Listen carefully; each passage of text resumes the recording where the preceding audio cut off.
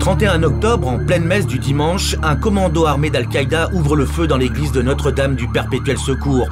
44 fidèles, 2 prêtres et 7 militaires sont tués dans ce qui est le plus gros attentat contre les chrétiens depuis la fin de la guerre en Irak.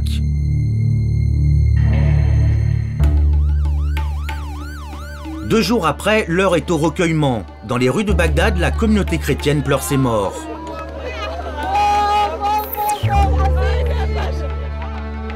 Ici, on croyait le pays pacifié et en voie de réunification. L'attentat du 31 octobre apporte un démenti sanglant.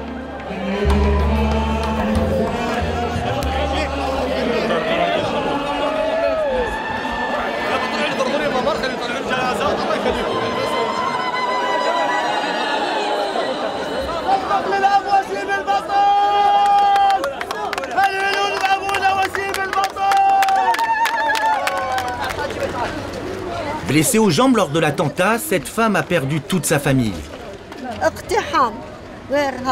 C'était une attaque terroriste. Ils nous ont agressés, ils nous ont mitraillés, ils nous ont lancé des grenades. Mon neveu et sa femme étaient à côté de moi et ils sont morts tout de suite. Et mon frère aussi.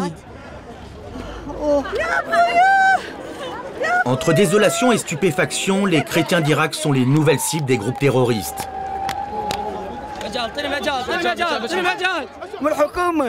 Le gouvernement, pourquoi il ne protège pas les églises avec des voitures de police? Nous ne méritons pas cette protection? Lorsqu'il y a des cérémonies religieuses chiites, tout au long des processions, il y a les services de sécurité. Nous ne méritons pas la même chose, alors que nous aussi, nous sommes les fils de ce pays? La communauté chrétienne de Bagdad comptait 450 000 fidèles en 2003. Aujourd'hui, il ne serait plus que 150 000 à vivre dans la capitale.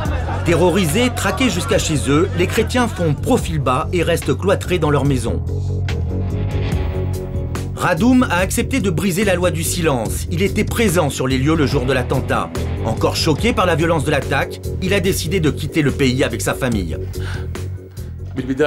Au début, je ne voulais pas quitter mon pays, parce que j'y suis attaché. Mais lorsque le feu arrive devant la porte de la maison et de celle de mes enfants, là, je dis non, ça suffit. Tout le monde, les amis, la famille de ma femme, ils me disent de partir. Mais moi, je leur dis, comment partir? Je n'ai pas d'argent pour partir. Je n'ai pas de ressources. Une décision qui a été précipitée par la réception de 2 lettres de menaces. Il y a 3 jours, j'allais travailler. Et j'ai vu dans le garage, à côté de ma voiture, une seconde enveloppe.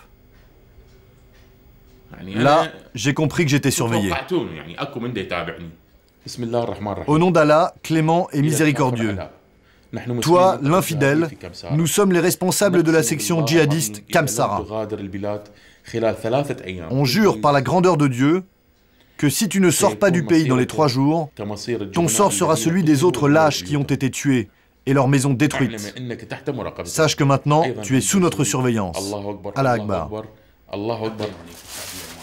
Dernier préparatif avant le départ. La fuite pour l'étranger coûte cher.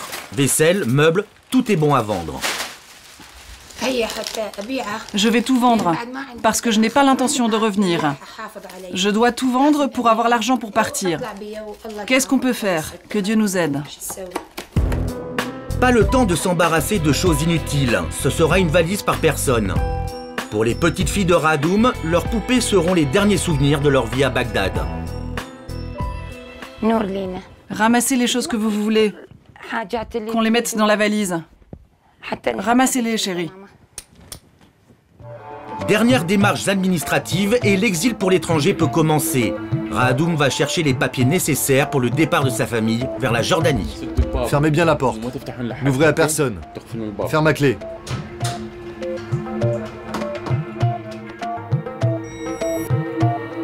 Pour ceux qui ne peuvent pas fuir à l'étranger, une seule solution, rejoindre le nord du pays dans le Kurdistan irakien. Nous sommes à Karakosh, une des nombreuses villes chrétiennes de la région. Ici, c'est le territoire du PDK, le Parti démocratique kurde. Face à l'arrivée massive de chrétiens, le parti a proposé des hébergements gratuits en bordure de la ville. Raïd, un chrétien de Karakosh, nous emmène voir le complexe où vivent les familles qui ont fui Bagdad. Ici, ce sont les milices du PDK qui assurent la sécurité des chrétiens. C'est un endroit sécurisé gardé par des milices, mais vous savez ce qu'on dit, vous êtes toujours en Irak, les endroits sécurisés ça n'existe pas. Un ghetto dans la ville. Notre caméra n'est pas la bienvenue. Le PDK ne souhaite pas que l'on parle à ces réfugiés. Et pour cause, le PDK, derrière sa grande hospitalité, attend des chrétiens un soutien sans faille. Si tu vis dans ce genre d'appartement, il ne t'appartient pas. Ça leur appartient et eux, c'est le gouvernement. Ils ont leur milice ici. Ils peuvent frapper à ta porte quand ils veulent et te foutre dehors quand ils veulent. Alors oui, tu dois voter pour eux.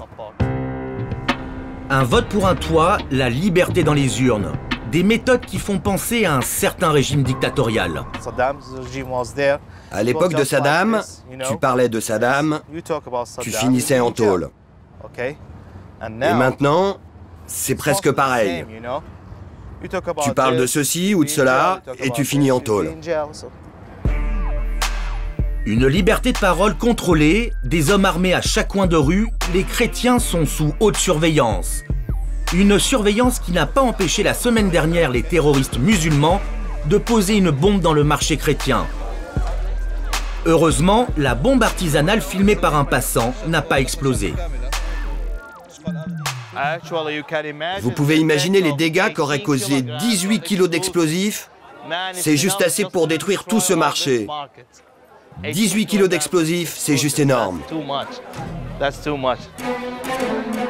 18 kilos, ce n'est pas un avertissement, mais une volonté de tuer le plus de chrétiens possible. Autre alternative pour les chrétiens en fuite, rejoindre les monastères de la plaine de Ninive. Nous sommes dans le berceau de la communauté assyrienne. Des maisons de Dieu qui ont résisté depuis des siècles aux assauts des groupes religieux et politiques. Juché sur les montagnes qui entourent la plaine sainte, le monastère Notre-Dame des Semences. Depuis l'attentat du mois d'octobre, ce sont 24 familles qui y ont trouvé refuge en espérant trouver un toit et un travail dans la région. On prend le petit déjeuner, le déjeuner, le dîner, et la majorité du temps on est assis dehors sur les marches. Il n'y a rien à faire ici, il n'y a pas de travail. La situation est terrible. Tout ce qu'on fait, c'est boire du café et du thé. On n'a pris que des vêtements. Le reste appartient au monastère. Avant, on avait une vie excellente, on est devenus des misérables.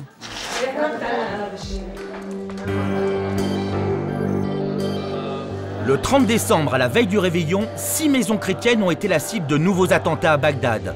Bilan, 2 morts et une dizaine de blessés.